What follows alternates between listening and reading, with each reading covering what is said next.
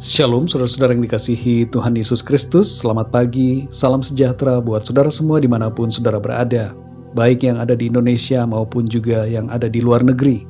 Salam sejahtera dan damai sukacita Kristus senantiasa melimpah dalam hati dan kehidupan saudara semua.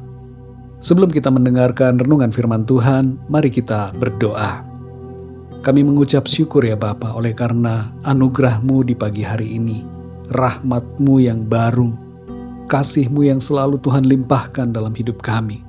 Kami bersyukur ya Tuhan. Pagi ini kami mau memulai hari dengan mendengarkan sabda firman-Mu. Berbicaralah ya Tuhan kepada setiap kami masing-masing. Biarlah Roh Kudus-Mu bekerja, menolong kami untuk mengerti apa yang menjadi kehendak-Mu bagi kami. Terima kasih Tuhan. Dalam nama Tuhan Yesus Kristus kami berdoa. Haleluya, amin. Saudara yang dikasih Tuhan, ayat renungan kita pada saat ini terdapat di dalam Injil Matius 6 ayat yang ke-10. Tertulis demikian, datanglah kerajaan-Mu, jadilah kehendak-Mu, di bumi seperti di sorga. Saudara yang dikasih Tuhan, salah satu bagian dari doa yang kita sebut sebagai doa Bapa Kami dalam ayat ini adalah permintaan atau permohonan agar kerajaannya datang dan kehendaknya terjadi di bumi seperti di dalam sorga. Meminta kerajaan Tuhan datang berarti bahwa kita secara pribadi siap untuk tunduk dan taat kepada otoritas dan perintahnya dalam hidup kita. Jadilah kehendak-Mu di bumi seperti di sorga, berarti bahwa kita rela menanggalkan kehendak diri kita sendiri dan rela untuk menerima kehendaknya di dalam kehidupan kita. Ada 3 hal yang menjadi implikasi dari ayat ini. Yang pertama adalah Tuhan adalah Raja dan kita adalah hamba-Nya. Hubungan antara kita dengan Tuhan adalah hubungan antara Bapa yang adalah Raja kita dan kita yang adalah anak-Nya dan juga adalah hamba-Nya. Seringkali dalam kehidupan yang terjadi adalah kebalikan. Kita yang menjadi raja dan Tuhan yang menjadi hamba kita. Padahal Tuhanlah yang seharusnya menjadi raja dan kitalah yang menjadi hamba-Nya. Saat ini saudara, mari kita refleksi pribadi kita masing-masing. Apakah selama ini kita menjadikan Tuhan sebagai raja atau sebagai hamba? Kalau kita masih sering memposisikan Tuhan sebagai hamba kita, walaupun itu mungkin secara tanpa sadar, mari kita berubah saudara. Dan mulai saat ini kita tunduk pada otoritas Tuhan dalam hidup kita. Yang kedua saudara, bukan Tuhan yang harus memenuhi kehendak kita, tapi kitalah yang harus memenuhi kehendak Tuhan. Kita seringkali menjadikan Tuhan sebagai pribadi yang harus memenuhi apa yang kita mau, tapi kita tidak mau menuruti apa yang Tuhan mau. Seharusnya saudara, kita menyadari posisi kita dan merelakan hati dan pikiran kita, seluruh keberadaan hidup kita untuk mengikuti kemauan Tuhan atas kita.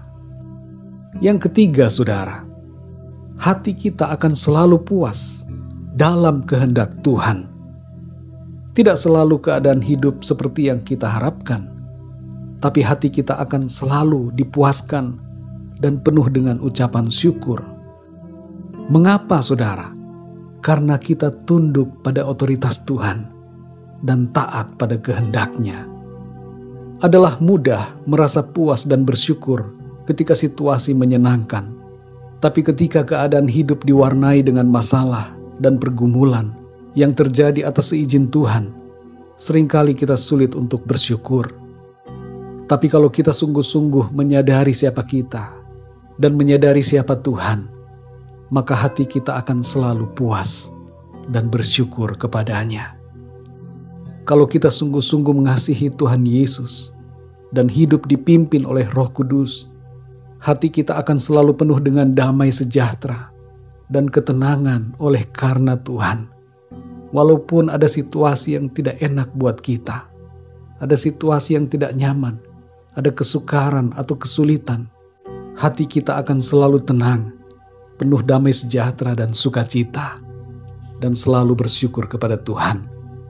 Saudara yang dikasihi Tuhan, kalau kita ingin mengalami sorga di hidup kita, izinkan Tuhan menjadi Raja kita, dan izinkan kehendak-Nya terjadi dalam hidup kita. Bagian dari doa Bapa Kami ini mungkin kelihatannya tidak enak buat diri kita, tapi sesungguhnya bagian doa ini adalah yang terbaik buat kita, karena pemerintahannya, otoritasnya, dan kehendak-Nya yang sempurna akan membawa kebaikan bagi kita. Ada kalanya jalan yang harus kita lalui kelihatannya sulit, tapi selama kita berada di bawah otoritas, kehendak dan pimpinannya, maka kita akan mengalami yang terbaik. Jangan kita paksa Tuhan mengikuti keinginan diri kita pribadi, tapi sekali lagi, mari kita tunduk pada otoritas Tuhan. Relakanlah hidup saudara dipimpin Tuhan, dan terima dengan sukacita setiap kehendak-Nya, dan ikuti kegerakan dan karya Roh Kudus. Bersyukurlah selalu atas pekerjaan-pekerjaan Tuhan dalam hidup kita. Ia selalu mengerjakan jalan-jalannya yang sempurna dengan maksud agar kita bertumbuh semakin dewasa dalam iman, dalam kasih, dan semakin kuat serta setia kepada-Nya. Saudara yang dikasihi Tuhan, bagian dari doa Bapa Kami dalam ayat ini sangat spesial, karena permohonan ini adalah permohonan untuk menghadirkan sorga dalam kehidupan kita. Kerajaan sorga berbicara damai sejahtera, sukacita, dan kebenaran. Kerajaan sorga juga berbicara soal kuasa.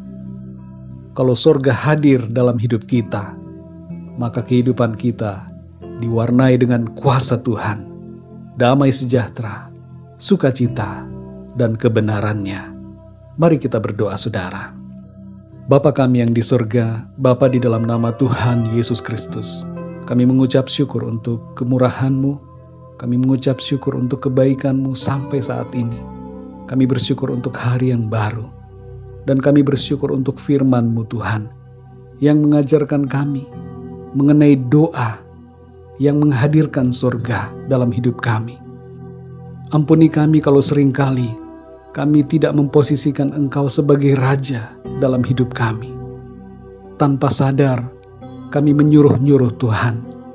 Kami meminta Tuhan memenuhi keinginan kami, tapi kami lupa untuk memenuhi kehendak-Mu atas kami. Ajar kami Tuhan untuk mengerti kehendak-Mu. Roh Kudus pimpin kami.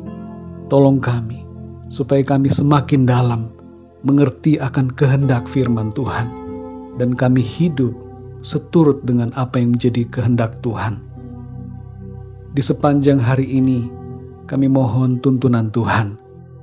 Berikan kami hikmat-Mu ya Tuhan, agar dalam setiap aktivitas dan pekerjaan kami, apapun yang kami lakukan di hari ini, semuanya itu menyenangkan Tuhan dan merupakan bagian dari kehendak dan rencana Tuhan yang baik dan sempurna bagi setiap kami.